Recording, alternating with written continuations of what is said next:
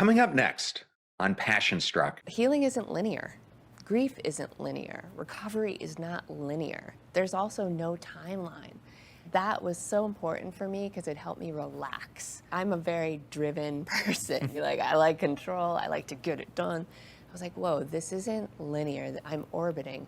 And with each orbit, we pass through a deeper layer of meaning. And what I write about in the book is I believe that the mechanism of healing is that orbiting, is that just going through it.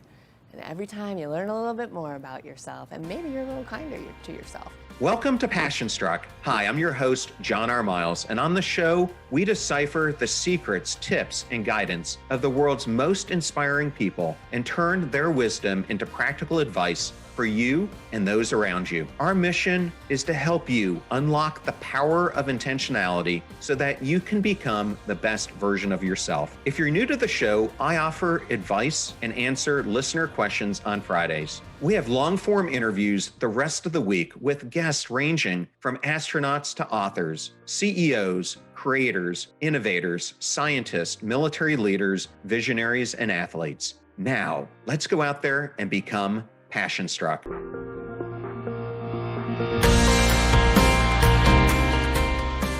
I am absolutely thrilled and honored to have Kris Carr join me on Passion Struck. Welcome, Kris. Thank you. Thank you for having me. Well, it is such an honor to have you here in Tampa, and this is one of the first times we've actually done the podcast in this version. It's actually just incredible to be here sitting next to you, so thank you for coming. I always like to start these interviews out by getting the audience to know you better. There's something in all of us that defines us. There are moments that define us. And there was something that happened to you when you were 9 years old that a father entered your life. Yeah. And I wanted to ask, what difference did that make? Because in reading your most recent book, I understood it was a profound difference for you in the way that you've lived your life ever since then. Yeah, that's such a beautiful question to start with. Thank you. So I didn't know my biological father until much later in life. And what I realized was that it was a blessing that he was my biological father. It's part of how I'm here. But my chosen father came into my life when I was 9. And that's when I met him for the first time. And at first I was not on board for it because it was my mother, me, and my grandmother. And I was like, who is this guy coming in? I'm the top dog here. Over time, he refused to not love me. And he adopted me, and he became my chosen father, who made this very big impact on my life. And I write a lot about this in my new book. And then I think there's a difference sometimes between nature and nurture. And he was the nurturer for me. So thanks for starting with that question.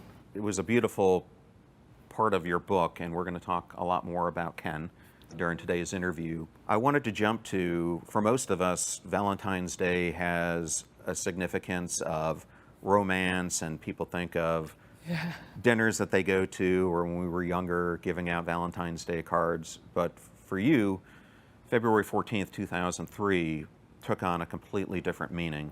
And for those listeners who might not be familiar with you, I was hoping you can share your story from that vantage point. Yeah, absolutely. I remember writing in my journal, Happy Valentine's Day, you have cancer. It was February 14th, 2003, as you said, that I was diagnosed with a very rare stage 4 cancer.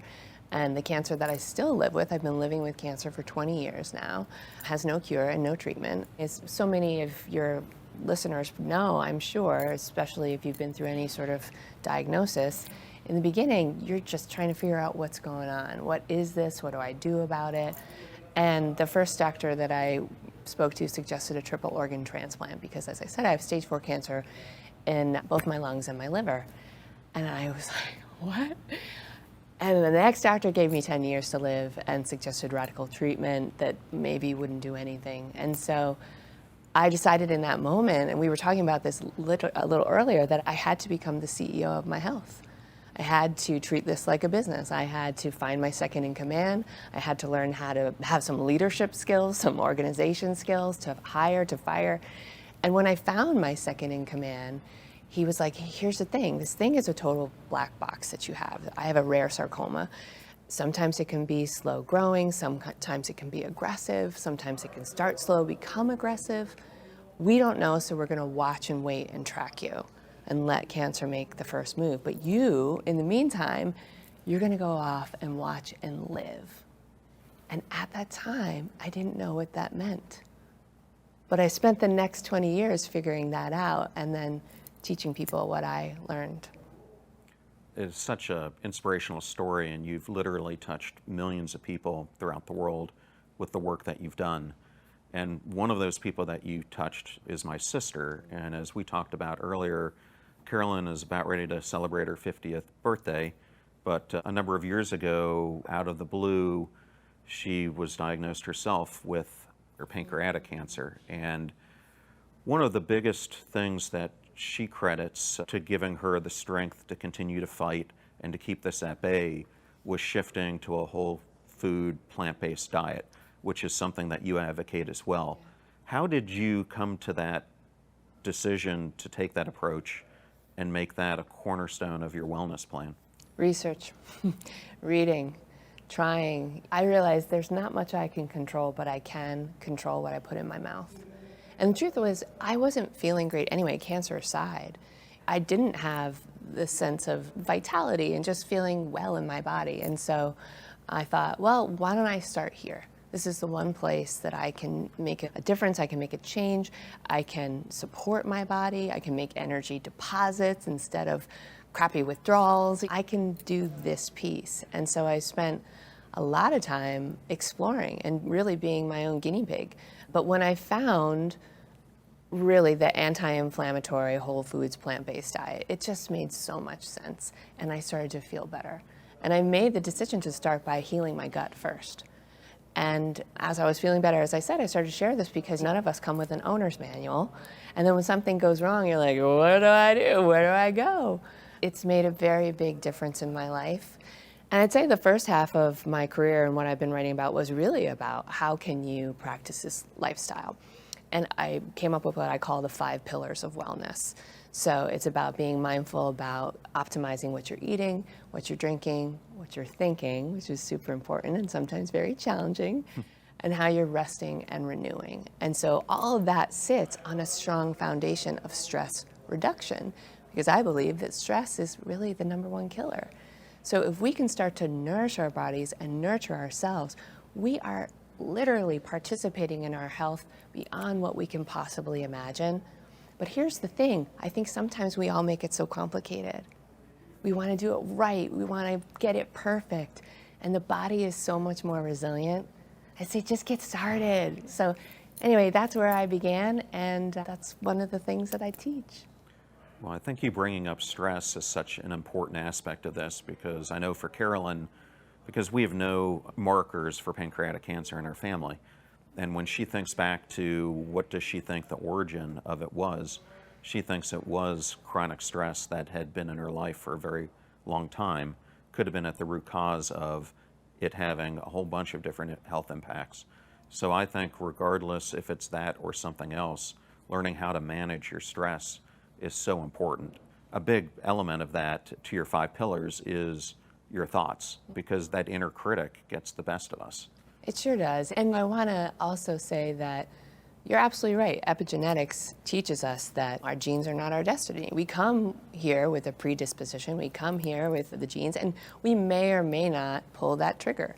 But here's the thing, especially as patients, we can never blame ourselves.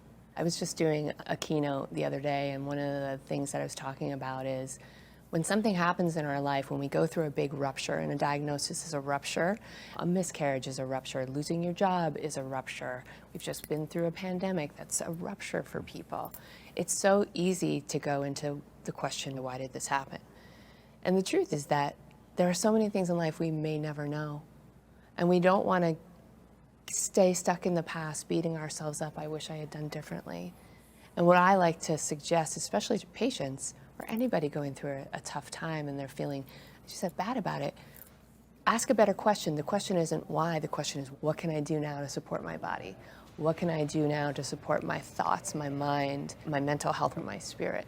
Those are proactive questions that get us out of the past, into the present, and into action.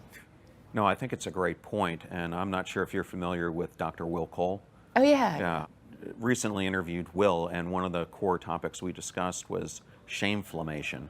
Oh, brilliant. I'd never heard of it before, and he is so right, because there is really this epidemic of shame that people are feeling, but what that shame brings about is an inflammatory response Right. to your body, and so people end up, because of that feeling of shame and not dealing with some of those emotions, it really causes this knock-on effect of an inflammatory response to their system.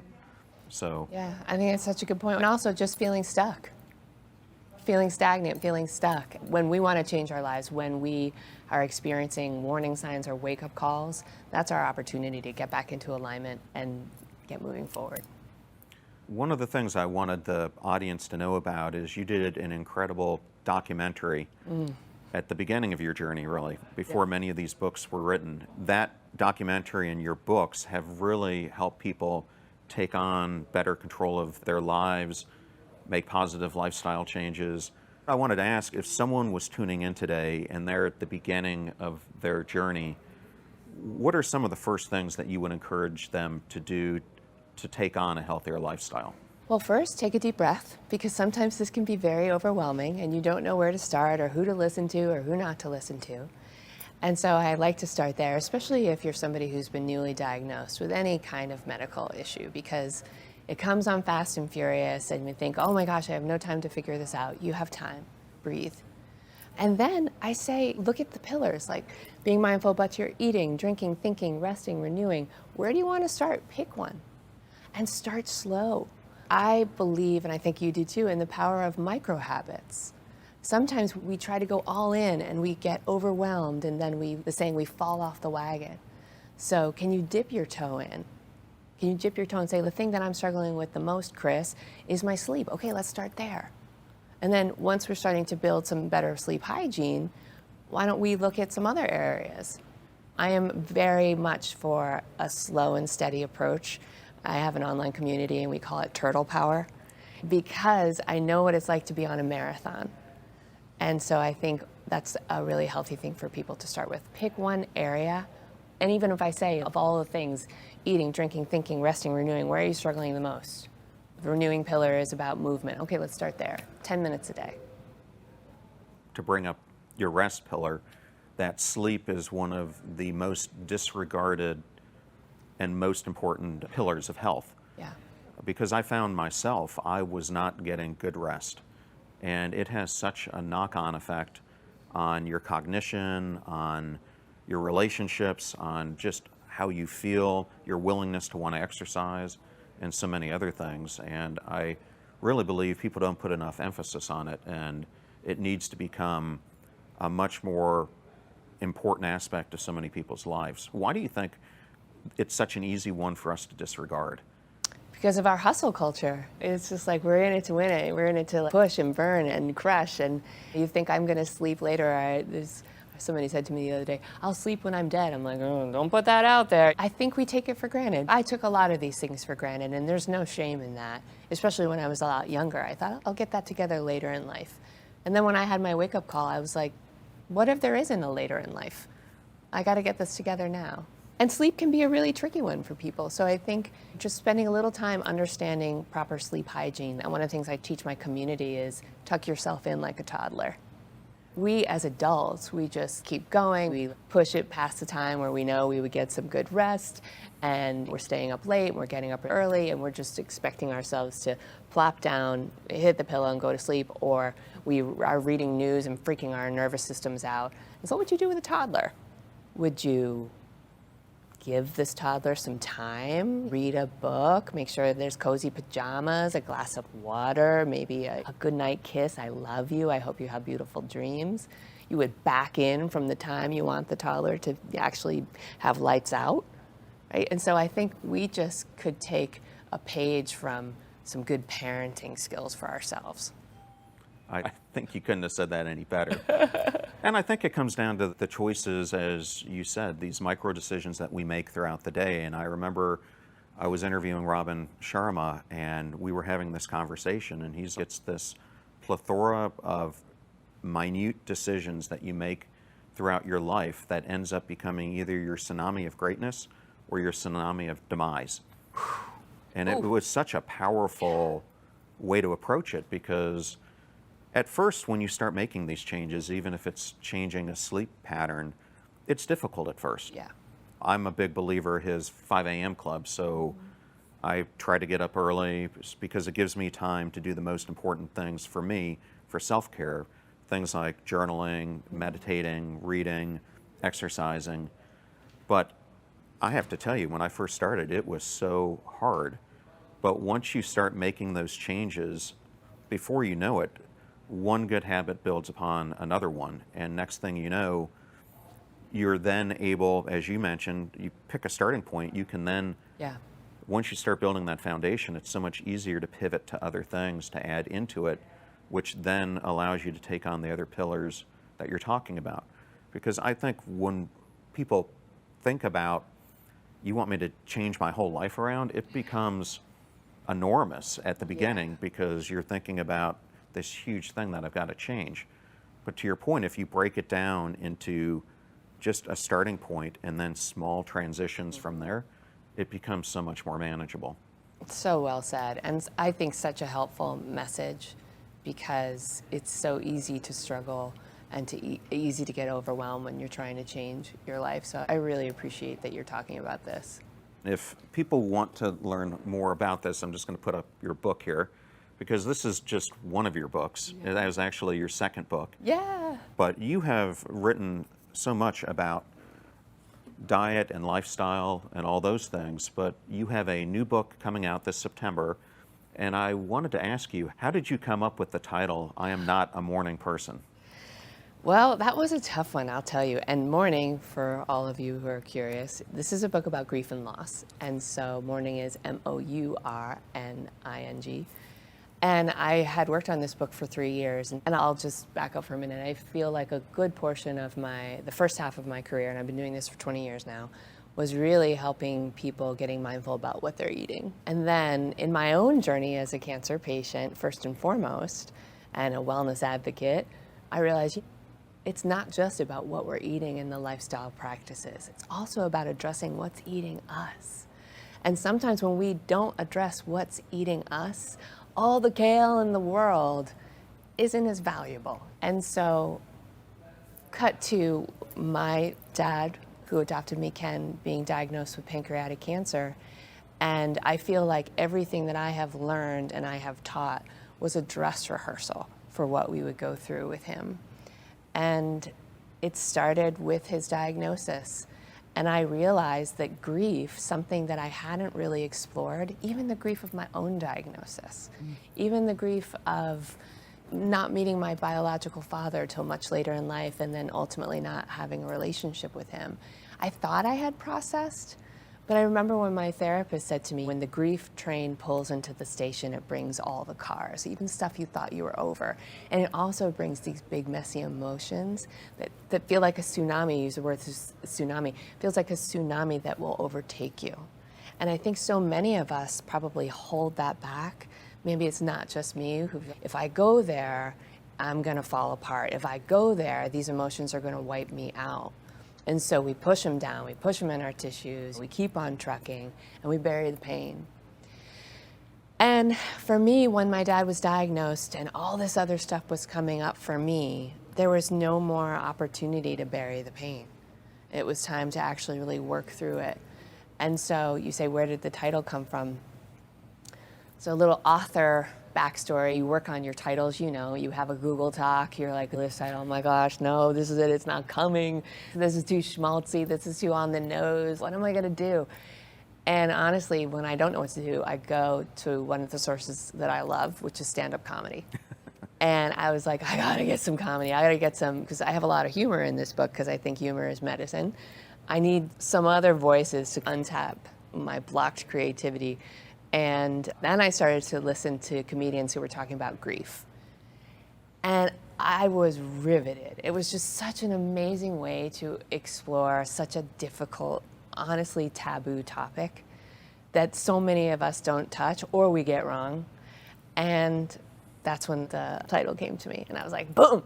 And I told my editor, and she says, this is either brilliant or it's really dumb. I'm like, well, that's great. Let's hope it's brilliant. I love the book, and I really liked how at the beginning you talked about that there are really two types of grief. There's the grief of when a person leaves us, but there's another grief which is just as powerful and we sometimes don't think about, which is anticipatory grief. And unfortunately, cancer has touched me too many times in my life. My paternal grandfather died of lung cancer, my maternal grandmother died of lung cancer, my fiance died of cancer, my best friend died of cancer. And after a while, you just want to become numb to the emotions because it's much easier when you're feeling the grief, and oftentimes when you're watching someone who's dying, you are grieving inside. It's not an easy process. What happened for you that you learned how to start embracing these intense emotions instead of what a lot of people, including myself, do, which is take them in, which ultimately just numbed me out? First of all, I'm very sorry for all of your losses. That's big stuff, and it's really tough stuff. And I start there because sometimes we don't know what to say. It's scary when somebody tells us what's on their heart, because I think most of us don't want to get it wrong. And what I have learned, even in my first book, I called it Crazy, Sexy Cancer Faux Pas. And it was like the things that people said or didn't say. And I just realized, honestly, we're all struggling with this stuff. So just being able to acknowledge you and everything you've been through, I think is important to do. Anticipatory grief, and just going back to that for a second, I didn't know about that, even though I am also somebody who has experienced a lot of loss. And I remember sitting across the table having dinner with my dad when he was still alive, and I was thinking about when he wouldn't be here, and I was feeling so guilty about it. And then I was thinking, if I keep thinking about this, will I contribute to bringing it on?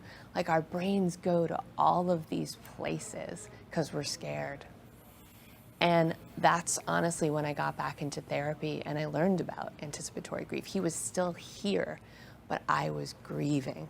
I was grieving that he had cancer. I was grieving the life that I thought we were going to have, even while he was still here.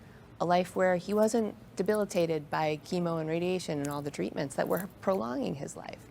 And I was grieving parts of myself from when I had cancer, or I still have cancer, but from my new diagnosis. And honestly, it was more painful to hold that stuff back in. It kept me from being present with him. It kept me from being happy in my own body, in my own life, in my own marriage, in my own relationships. And I was like, you know what? This is brave work. This is why it's hard. You gotta be brave. But if I have learned anything, it's like through bravery, through courage, that's how you become confident. That's how you develop these skills. You have nothing to lose. And even me talking to my dad when we knew he wasn't going to make it, starting to talk about dying. And I was so scared to talk about it. And I talked to my therapist. She says, start by talking about it. Are you interested in having this conversation? And my dad was, but I wasn't ready for it. And I said, well, let's talk about how the conversation's gonna go. And let me tell you that I'm afraid to get it wrong. I'm afraid to fall apart. I'm afraid I'm gonna cry in front of you and that'll make you feel bad. And just getting it out there and having this really honest conversation, we were able to talk about death and his dying. And it was healing for both of us. It was really healing for him too, because he felt so alone. Well, I think because of that and the relationship that you had with him, I remember a moment where you were talking to him, you were both sharing a gin and tonic, and you were talking about hemorrhoids because of all his treatments had discomfort. But what really struck me is because you were able to open yourself up like that, it allowed your dad, who, as I was reading this, had tremendous amount of guts because he started to realize how fragile his life had become, his faults that he was leaning into, but some of the life lessons that he imparted. And for people who don't know, you've shared the stage with some huge people. Oprah Winfrey, you just came off a conference that you were one of the keynote speakers at, that Gabby Bernstein was there, Brendan Bouchard, Mel Robbins. What was so meaningful for me to hear, given all these people who are these titans of transformation, you said that your dad taught you well beyond what you ever heard from them, and I thought it was so powerful. And I was hoping maybe you could share some of the life lessons that he imparted on you. Oh, that's so wonderful. Thank you for sharing that and saying that. Yeah, and I just want to go back and say it's not easy to start to feel your feelings. And I appreciate you reading my book. You're one of the first people who have read the book, so it's just very wonderful for me. Well, and it's a wonderful book. So when it becomes available for pre-order, which will be when this podcast comes out, please pre-order it because you will not regret it. Oh, I share the moments where it was really brutal to feel the feelings and how I was really holding it back. And so I don't want to make light of how hard it is to tap into this, but I will say there's so much freedom on the other side. My dad had really great sayings, just like my therapist from Brooklyn. But as his time was winding down, his fatherly advice was ratcheting up. And some stuff would be just like, trade in your car after 50,000 miles. And I think some of the really profound things that I always come back to is one of the things he would say to me, especially as business owners and business leaders, is do the hard thing first. Make the hard call, send the hard email, get it out of the way, get it behind you. And sometimes we go for the low-hanging fruit and we miss out on the big opportunities, or just to get some of that stress out because you're like, you don't want to deal with something. Just do the hard thing first. Another thing, and I was sharing some of this in my keynote, is say I love you. If you feel it, say it, because life is short. And we know this, but sometimes it's awkward and we don't share what's on our hearts, and just like to go for that. Yeah, especially with our friends. With our friends, and that's what he would say. Like towards the end of his life, he was telling his friends how much he loved them. These are his golf buddies. This was not the language that they spoke, but I feel like he opened hearts on that golf course. But one of the things that I loved the most that he shared with me was to make your golden years now. And he talked about how so often we wait for all the ducks to be in a row. We think once all this stuff, these obligations, these deadlines are over, then I'll even take care of myself. But I got to get this stuff behind me before I can go do that stuff. And in his experience of a life that was cut short, his golden years were so much shorter than he had hoped for, because he was just about retiring. He was selling his business. My father had a paving company. And so what he had to transition to, which I found so inspiring, was, okay, maybe I don't have all of these years ahead, but I am going to make golden moments. And it's very Buddhist in a lot of ways. The golden moments of being with my friends and family, actually really being with them. Even when I'm with them, sometimes we can be someplace else, right? And most importantly, making peace with himself, letting go of the anxiety, forgiving himself for whatever shortcomings, and really befriending himself. I honestly, watching him do that in this last 5 years, that is when I said, I've been on the stages with Wayne Dyer. I've been on the stages with some of the biggest titans of transformation. And seeing somebody in the day-to-day make that kind of transformation before they pass on to the next stage of wherever we're going, it changed me at the cellular level. It's like, yeah, I want more of that. Wow, so powerful. And God bless Wayne Dyer. What an amazing influence he has had on so many people. So many. We all felt him with us this weekend because this was a Hay House event. I just was listening to an episode of Gabby Bernstein's podcast, and she was talking about how she still feels he's in the spiritual world influencing us, and had reached this point where he had manifested himself in a way that he had helped humanity to a point where his words and wisdom will transform people for decades and centuries to come. No doubt. I wanted to ask you, because your dad was reminiscing about things that were great in his life, but things he also wished he probably could have done a little bit differently. And it was interesting. Last year, I'm not sure if you're familiar with this gentleman, I interviewed a Hindu priest named Don Depani. And he said something to me that at the time didn't seem profound, but since then I've really thought about, And he said, people say life is short. He goes, when I was a Hindu monk, one of the things I learned from my teacher is that life is finite. And there's a really big difference between life is short and life is finite. And I think many of us come to the realization that we're not living life as fully as we could. What do you think stops us from doing so and keeps us stuck? Fear. I think fear stops us. I think that fear comes on and our bodies get flooded with cortisol and we start to shut down and we go into survival mode. And oftentimes where we go is, I'm not good enough, I can't do this. And we go into comparison. We go into all of those places that keep us playing small. And fear has a cousin and they roll together, and that's anxiety, right? So fear comes on in a moment and anxiety is ruminating, the fear of what could happen. And so one of the things that I have learned as a patient living with stage 4 cancer is I have to learn how to connect with and have a relationship with my fear. And I often tell people, like, I just invite it to tea. These are just parts of ourselves, like little kids inside of us. And invite it to tea. Say, come sit down with me. Tell me what's on your heart. Let's chew on this. What's going on? And sometimes when you just put it out there, you say it out loud, just the act of getting it out of your body and into the world can help you look at it from a different perspective, or at least breathe through it. And that'll often happen for me when I'm at the cancer hospital. I go and get my scans every 5 years now, just to check in to see where the baseline is. And I'll feel those feelings of fear and anxiety, but I've had so much time to really develop that relationship. I'll go to the bathroom and I'll say, I got you. Where are you at? What's going on? What's on your heart right now? I love you, breathe, let's get through this. Sometimes when we're in these places of fear and anxiety, the best thing to do is to change our state. That's what Tony Robbins says, right? Because we can't always solve the problems with the mind. So get in your body. Go just change the environment. Go for a walk. Call a friend. Say, hey, I got to talk through this thing. It's driving me nuts.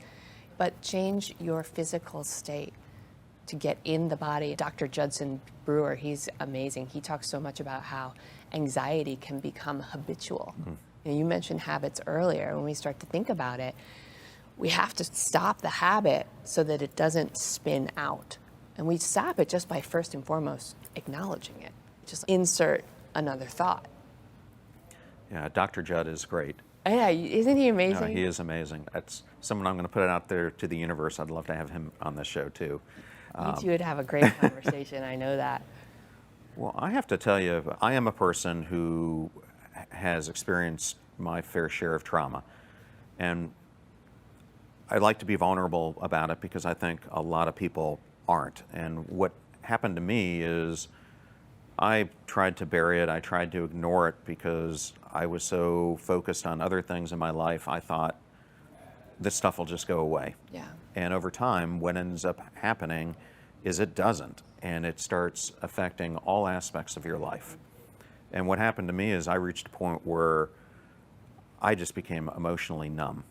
And I sought out help. I had gotten better, and a number of years went by, and then in 2017, I came home to an intruder in my house who was doing an in-home robbery and had a gun pointed at me. And coming out of that, I again was going into this thing where I wasn't processing the trauma. I wasn't allowing myself to feel the grief. I wasn't allowing myself to feel that emotion. And my life started to unravel again. And it was then that I took the step and forced myself to go back, and I did cognitive processing therapy, and then I did prolonged exposure therapy, and then I did EMDR, which you wrote about in the book. And I have to tell you, these things were not easy, but the other side of it is so much better than what I was feeling before.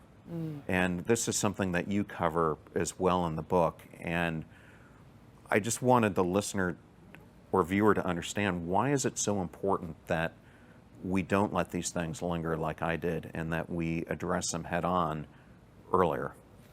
Well, you addressed it when you were ready to address it, which is really great. I love what Gabor Mate talks about, and he says trauma isn't what happens to you, it's what happens inside of you. And we hold these things in our bodies, whether we're conscious of it or not. And I think that's some of the greatest part of the work that you're doing is like just helping people to become more aware of how it all connects.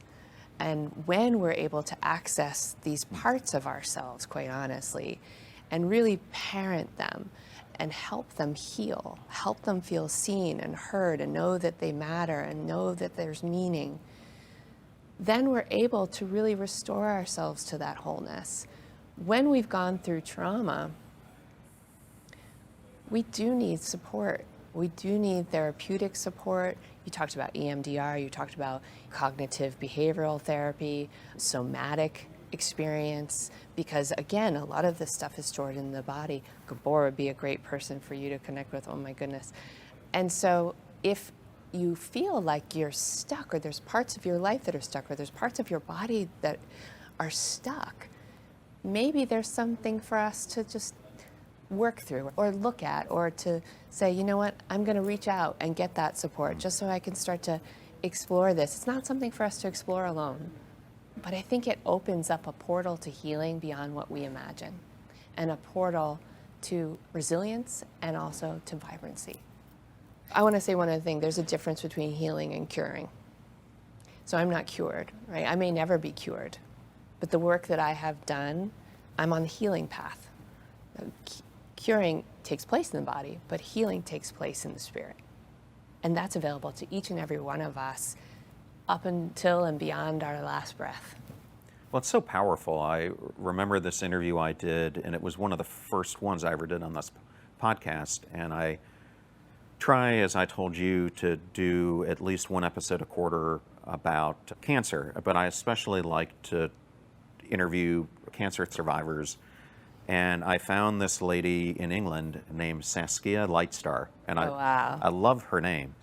But in our interview, it was so powerful because she talked about how for so many years she thought that it was her beauty and having to be that vibrant person that defined her.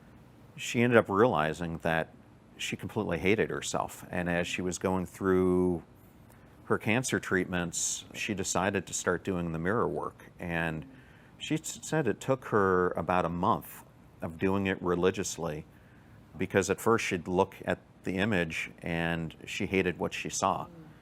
But by doing this continuously, she ended up manifesting love in herself, and it ended up changing her entire life.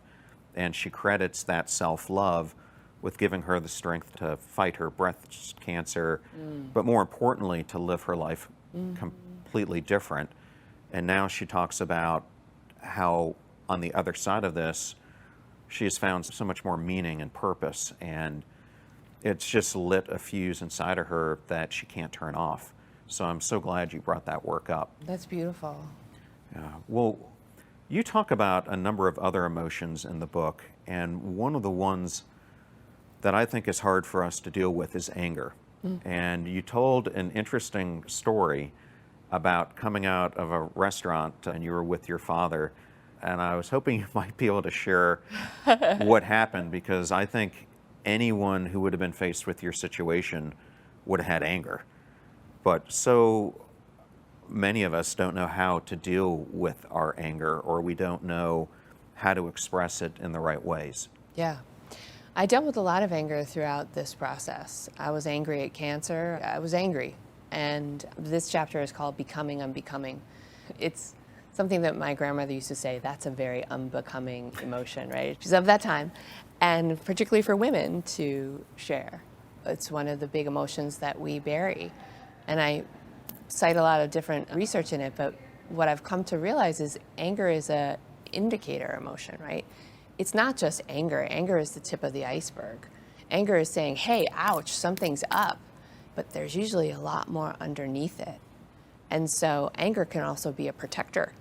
And anger is a wonderful emotion. It's just about understanding how to work with that anger, as opposed to shaming that anger or feeling like there's something deficient about me because I'm angry. It's like anger's got messages for you. But I wasn't really dealing with those messages throughout that process. And so there's a couple of moments in that chapter where I reveal really, to tell you the honest truth, this is the first time anybody's asked me about it, so that were really embarrassing for me. I was like, am I gonna write about this? Am I really gonna go there? And I thought, yeah, I have to, because this is what happened. And maybe it's not what happened to you, but maybe when you were reading that story, maybe you're like, oh, that's not what happened to me, but I understand what she's talking about there. And so in this particular anger scene, I'm coming out of this restaurant, I'm with my father, I'm really trying to make the moments matter. We're on a bucket list, basically, of all the places we want to go and see and the time we want to spend together. And we're at a beautiful place, and we're in Newport, and I'm coming out of the restaurant, and we're getting back into our car, and these three drunk guys come up. The valet brings the car around, and they think that the car is their Uber, basically. And I'm like, hey, guys, it's a minivan. It's like not an Uber. It's like, and I was like, hey, this is our car. But they get into the car, and one of the guys comes around, and he puts his arm around me. And he starts coming on to me, and he's like, come drinking with us. And I was like, it took me by surprise. It's such surprise that they're in the car. This guy is touching me. This guy is coming on to me. I'm saying, take your hand off me. No. And then finally, he says something to me, which I won't repeat, but people in the book can hear it, because I'm rejecting him. And he says something that's really offensive to me. And I lose my crap. I just go from 0 to 90, and every expletive's coming out of my mouth. And I'm thinking to myself later, can you imagine if somebody you knew, like one of your readers was there and saw you just losing your crap on these guys, on these drunk guys? But what was really happening was, how dare you ruin this time? Every moment matters with my dad. And I was angry, and I was angry at cancer for taking him. And I was just so furious, and it just, all the stuff I had been smushing down came pouring out. And then I was filled with shame because my dad's standing there. He's so rattled by what's happening. It's obvious. Security came. It was like a thing. And I'm thinking, I can't believe he saw that this happened. He saw that I reacted that way. Meanwhile, I reacted in a way because of all the things that I shared, but also it was a really gross moment. But I thought, oh, he doesn't think I have my stuff together. I want him to think that when he goes, I'm going to be able to take care of things. And it just put me into this spiral after that. And I thought, oh my gosh, all of these incidents and these moments in our lives, they're just opportunities. You go, okay, I got some stuff here. This is where I'm going to shine the light. Well, thank you for sharing that, because I know it wasn't an easy story for you to write about. Yeah. But I also think the situation you were immersed into was completely inappropriate as well. But it's hard when you're in situations like that not to lose it. Totally. It is. And there were other moments too. And quite honestly, each one of them were just, as I said, indicators to me. Not for me to be angry at anger, not for me to shut down because I got angry, not for me to shame myself because I got angry, but for me to say, what's underneath this anger? I think that curiosity is really one of the key things for us to hold in our hearts and to foster and to allow curiosity about how you feel. Curiosity about what's going on. I feel like curiosity is the gateway to all healing. And when you're in situations like this, or when you're going through what you've had to, I know boundaries can be another thing that a lot of us don't get. What's some of your advice on that? Because I recently interviewed Terry Cole, who was awesome. I brought her on because I think so many of us don't know how to establish healthy boundaries. But when you're in your situation and you have this terminal illness, and all of us face terminal illnesses if you think about it. Well, life is a terminal condition. Exactly. Well, that's exactly what I'm saying. But it's hard to put out the right boundaries with people. What are some of the recommendations that you have? I feel like it starts with you. Terry's a dear friend of mine, and I love how she says it. Basically, boundaries are your willingness to share what your preferences are. Boundaries for me are my willingness to take care of myself. What works for me and what doesn't work for me. And it takes courage to make boundaries. But courage really is another part of our healing. Because you don't want to let yourself down. You know, you're going to let people down. Not everybody's going to like you. Being a people pleaser will drain you. Not everybody is for you. But we sacrifice and sacrifice because we don't want to ruffle feathers. But whose feathers we ruffle the most? Our own. And you know what that creates? Stress and inflammation and a lack of passion and purpose. And so I feel like boundaries are an important part of it. Her book, Boundary Boss, is amazing. It's such a strong book to learn these things. But if you just come back to saying, boundaries are really about me being courageous enough to share my preferences with people and start there, even when it's uncomfortable. Yeah, such a strong message. So thank you for sharing that.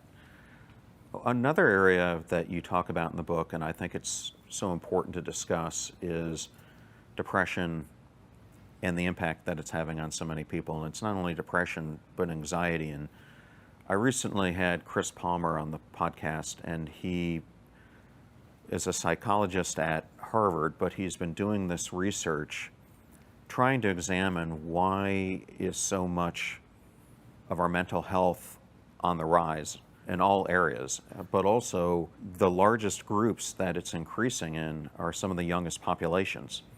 So the ones that they have on record are 18 to 22, but he feels that kids even younger than that, which they can't do studies on, are having even worse implications.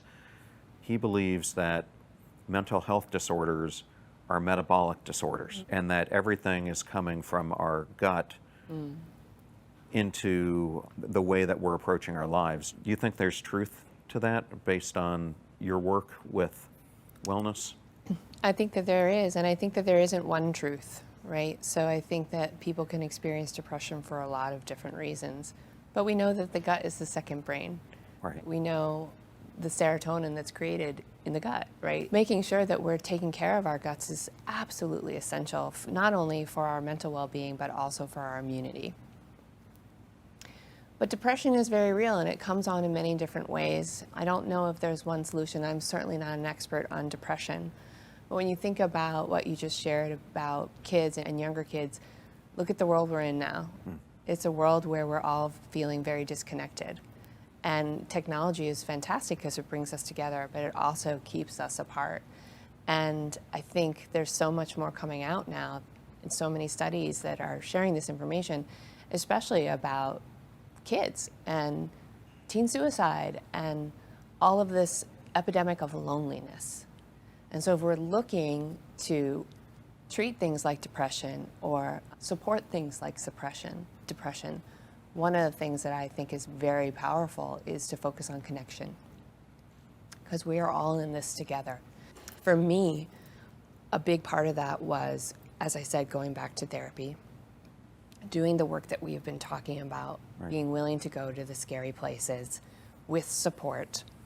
And also for me, it was a period of time where I really needed medication. And I felt a lot of shame around that because I'm a wellness advocate. In our wellness world, there's a lot of people who are very outspoken about that. Somehow you're failing if you're using medication. And for me, it was a bridge. It helped me get out of some of the lowest points so that I could continue my healing process. But I wasn't just using medication. I was also doing all the therapeutic work. There's a lot of reasons why people are very weary of medication. There's a lot of side effects. We have a lot of stories of understanding the downside to medication, the downside to big pharma. But for me, I blessed it and I used it, and it got me through my father's death and how painful that time was. It was part of my toolkit. Didn't get me through it. I want to clarify that. It was part of my toolkit, in addition to taking care of my body, doing my best to take care of my mind, and using this bridge. And so I wanted to share that because it would be inauthentic of me to not mention that was part of what I used for support, while also totally understanding how many people that has not worked for. Well, I'm glad you brought that topic up because I recently had Julian Holt-Lunstead, who is one of the foremost authorities on loneliness. She teaches at Brigham Young. And so that's an episode for listeners to go back to if you want to learn more about loneliness and its causes. But I also had on Bob Waldinger, who leads the Harvard Adult Study of Development, which has shown, looking at now 80 years of research, that human connection is the number one thing for longevity, for happiness, for ultimately people feeling success. So thank you for also addressing that. Well, one last thing I wanted to talk about that you write about in the book is people see people like you, or they see Susan Cain, who recently came out and talked about the fact that she was burned out and needed to take a step away. But in the book, you write about how you had a ton of things going on in your life, and it eventually caused you yourself to become burned out. And I think people don't want to talk about it. Yeah. I found myself completely burned out at one point. What are some of the signs that a person could look for to know that they're on this path before they reach perhaps the point you did, or I know that I did, where when you reach where I was at, you have to do a lot of grounding to get back? Yeah. Exhaustion, impatience, overwhelm, decision fatigue, loss of memory, a lack of desire to move my body, to take care of myself. Like, I was really in a place where, as grateful for as I am for my life and as I was at that time, I just wanted all the stuff to stop. I was saying yes and not saying no. I was saying yes to other people, yes to other obligations, yes to commitments, and I was saying no to myself. And I knew something had to give. But the thing is, you know this, when you're running your own business, it's like a centrifugal force. It's almost like I didn't know how to get off of the hamster wheel. I didn't know how to slow it down so I could turn it around.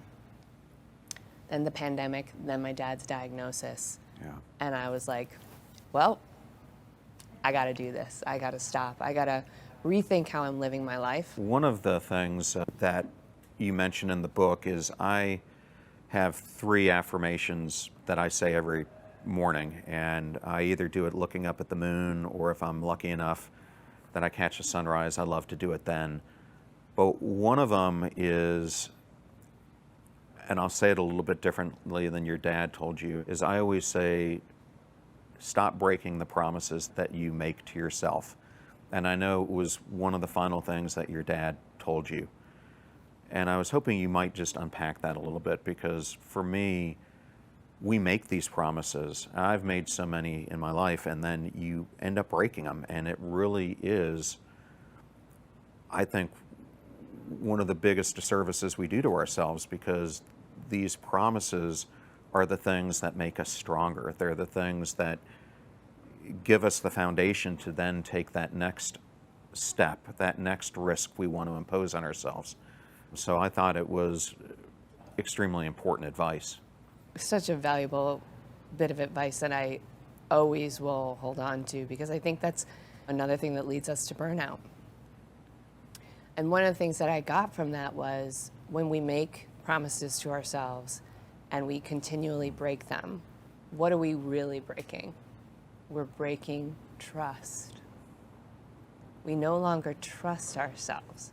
We don't trust that we will have our own backs on regular days, let alone in our time of great need. And each and every one of us will have a time of great need, because none of us are immune, as we talked about at the top, from ruptures. So building trust with yourself is literally, I think, the most important aspect of the relationship that you build with yourself, because you know you got you. As I mentioned earlier, such an important part, because My other affirmations that I do is I say I am grateful, I am giving, I am forgiving, my life is beautiful, creative, prosperous, productive, and magical. But I also say this saying, don't break the promises you give to yourself, exactly for that reason, because it's that trust in who you want to be, your aspirations for the future, the life that you want to lead. And if you start breaking those promises and those actions or inactions that are stopping you from becoming your most fulfilled self, then you're doing yourself a huge disservice, which is why it's always the third affirmation I say to myself. The last thing I always like to ask in an interview, especially when you have a new book coming out, and I'll tell the audience that this book is really different than any of the other books that you wrote. I felt it was part memoir, part self-help book, part an exploration of emotions through storytelling. A listener to this show or a person who picks up the book, what are some of the key things that you hope they take away from it? Our big, messy emotions, this is something I write about in the book. They help us when we're willing to embrace them, when we're willing to befriend them, when we're willing to even just get to know them. They teach us how to be free. They don't teach us how to be free from pain, because we'll never be completely free from pain, right? This is a normal process. But they teach us how to be free from holding back, free from the barriers that keep us from living fully.